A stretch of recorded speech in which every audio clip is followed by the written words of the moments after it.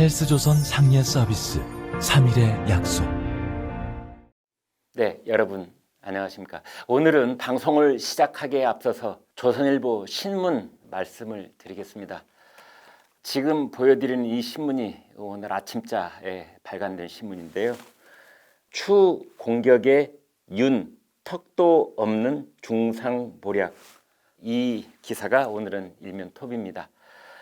저희 방송을 시청하시는 분들은 정말 나라의 앞날을 걱정하시는 분들입니다.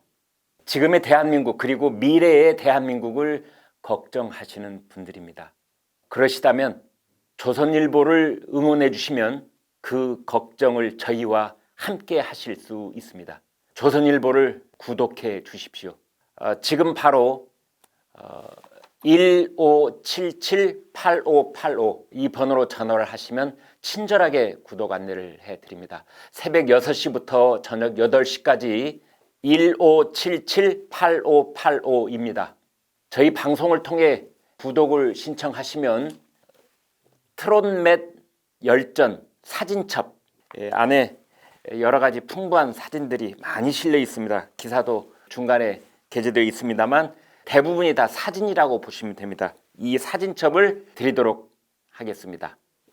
그 다음에 전국 52개 명산 사진첩, 한 주에 하나씩 이번 주 어느 산에 갈까 지도첩을 드리겠습니다.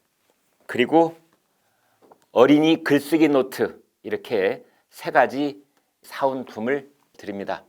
나라를 걱정하시는 시청자 여러분, 조선일보를 응원하시면 그 걱정을 저희와 함께 나누실 수 있습니다. 전화번호 1577-8585, 많은 구독 신청을 부탁드리겠습니다. 조간신문들이 오늘 이런 제목을 달았습니다. 추미애 윤석열 정면 충돌. 김봉현이라는 사기꾼의 말 한마디에 추미애 윤석열이 시즌2 전쟁을 시작했다는 것입니다. 언론들은 기계적 중립을 지키듯 보도를 했습니다. 추미애 법무장관 측 주장은 이렇다, 윤석열 검찰총장 반박은 이렇다, 뭐 이런 식입니다. 자, 이럴 때 우리 시청자들께서는 누가 진실이고 누가 거짓인지 어떻게 감별할 수 있을까요? 그것을 말씀드리겠습니다. 1조 6천억을 증발시킨 라임 사태의 주범 46살 김봉현. 김봉현이 옥중 서신을 언론사에 보낸 게 지난 금요일이었습니다. 옥중 입장문이라고 쓴 신문도 많았습니다. 원 제목은 사건 개요 정리입니다. 요점을 정리하면 이렇습니다. 라임 사태가 터진 작년 7월 전관 변호사 1명, 검사 3명에게 룸살롱 접대를 했다. 1,000만 원 상당의 술 접대였다. 여당뿐 아니라 야당 정치인에게도 수억 원 금품 로비를 했다. 야당 정치인 동원해서 은행 로비했다. 그런데도 수사가 이루어지지 않았다.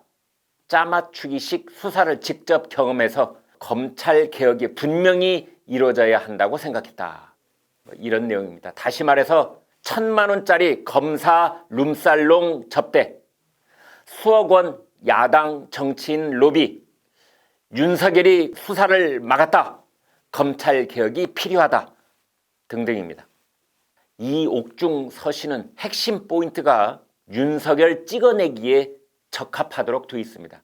라임 수사를 총괄하는 형사 6부 부장부터 윤석열 키즈이고, 라임 수사팀 여러 곳 중 룸살롱 접대 자리에 있던 검사가 책임자로 있어 주로 여권 정치인 사건 수사에 집중했다, 뭐 그런 식으로 되어 있습니다. 한마디로 윤석열 총장을 궁지로 몰아넣기 위한 공작이라는 의혹을 살 수 있고, 또 이번에는 처음 경험하는 검찰과 범인의 유착, 즉 검범 유착이라는 공작을 펴는 게 아니냐는 의혹마저 사고 있는 것입니다. 우선 김봉현은 검사가 수사 상황을 대검에 직보했는데 실제 내 앞에서 보고 이루어짐이라고 적었습니다. 그런데 이 세상 어떤 검사도 범죄 피의자 앞에서 수사 상황을 보고하는 검사는 없습니다.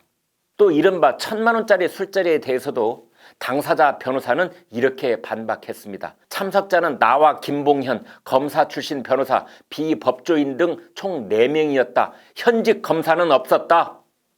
더군다나 술자리가 있었던 지난 7월은 라임 수사팀이 꾸려지지도 않았을 때인데 어떻게 라임 수사검사를 접대한다는 거냐? 이렇게 반문하고 있습니다. 그 뒤에 이루어진 라임 수사팀 선정은 남부지검과 대검, 법무부가 협의했고 추미애 장관이 승인했습니다. 수사가 뭉개졌다면 자기들이 뭉갠 셈인데 왜 윤석열 총장이 덮었다고 하는 것인지 적반하장도 유분수지, 이건 정말 말이 안 된다는 반응도 있습니다. 김봉현은 자신이 청와대 민정정무 라인을 타고 있다느니 민정실, 금감원 모두 내 사람이라고 했던 사기꾼입니다. 정권의 비호를 받고 있다고 과시하던 장본인이죠. 추 장관은 이런 사람의 말을 신뢰하는가? 라고 묻는 반응이 많습니다. 김봉현은 처음에는 강기정 전 청와대 정무수석을 공격하더니 지금은 야권을 공격하면서 검찰개혁은 반드시 이뤄져야 한다는 식으로 이 정권 사람들이 입에 달고 사는 말을 똑같이 하고 있습니다. 아무튼 김봉현의 옥중 서신이 공개된 이틀 뒤 일요일 추미애 장관은 윤석열 총장을 대상으로 전면전을 시작했습니다. 추 장관 측은 별도 수사팀을 꾸릴 가능성을 시사했습니다. 제2의 수사 지휘권을 발동해서 윤석열을 지휘 라인에서 배제하겠다는 것입니다. 이제 그러자 윤석열 총장 측은 대검 대변인실을 통해서 즉각 반박 입장문을 냈습니다. 검찰총장에 대한 중상모략과 다름없다. 법무부의 발표 내용은 전혀 사실에 근거하지 않은 내용이다. 윤 총장 측은 법무부 발표를 조목조목 반박하기도 했습니다. 즉 야권 정치인 의혹도 철저한 수사를 지시했다. 검사 비위 의혹은 16일 언론 보도를 통해 처음 알았다. 하지만 총장의 지시가 남부지검에 먹히지 않았다는 것입니다. 더군다나 김봉현이 검찰 소환에 불응하고 있는 상황입니다. 윤석열 총장의 개인 반응도 나왔는데요. 턱도 없는 이야기다. 수사를 내가 왜 뭉개겠느냐? 그런 것입니다. 한 신문은 서울 남부지검 수사팀의 복수 관계자를 인용했습니다. 야권 수사도 진행 중이다. 총장 보고까지 했다. 검사 비위 의혹은 김봉현 폭로로 처음 알게 됐다. 네, 즉 현장 검사들은 법무부 발표보다 윤석열 총장 발표가 진실에 가깝다고 손을 들어준 것이나 같습니다. 김봉현이 검찰 수사에는 응하지 않고 법무부 감찰에만 응하고 있는 상황은 배가 산으로 가버리고 말았다. 그렇게 말할 수 있을 정도입니다. 여권이 수사 대상이 되자 윤석열 총장의 수사 지휘권을 또다시 박탈하려는 것입니다. 검찰 내부 분석에 따르면 라임 수사가 여권을 겨누기 시작하자 검찰이 정권의 타깃이 된 것 같다고 했습니다. 법무부 감찰실 박은정 감찰 담당관은 16일부터 감찰 착수를 했습니다. 사흘간 금요일, 토요일, 일요일 김봉현을 직접 조사했다고 합니다. 룸살롱 접대에 등장한 검사들의 신원을 파악했다고도 했습니다. 금품 수수 비위도 김봉현의 진술이 있었지만 수사가 이루어지지 않은 사실을 확인했다고도 했습니다. 검사장 출신 야권 정치인에 대한 억대 금품 로비의 의혹 진술도 있었다고도 했습니다. 그렇지만 법무부의 핵심 타겟은 윤석열 총장입니다. 이렇게 되어 있습니다. 검찰총장이 라임 사건 수사 검사 선정에 직접 관여하고 철저한 수사를 수차 밝혔음에도 야권 정치인 및 검사 비위에 대해선 구체적인 사실을 보고받고도 여권 인사와는 달리 철저히 수사토록 지휘하지 않은 의혹 등 그 관련성을 배제할 수 없다. 추 장관 입장에서 본다면 김봉현의 편지가 추 장관에게 세 자루의 칼을 쥐어준 셈입니다.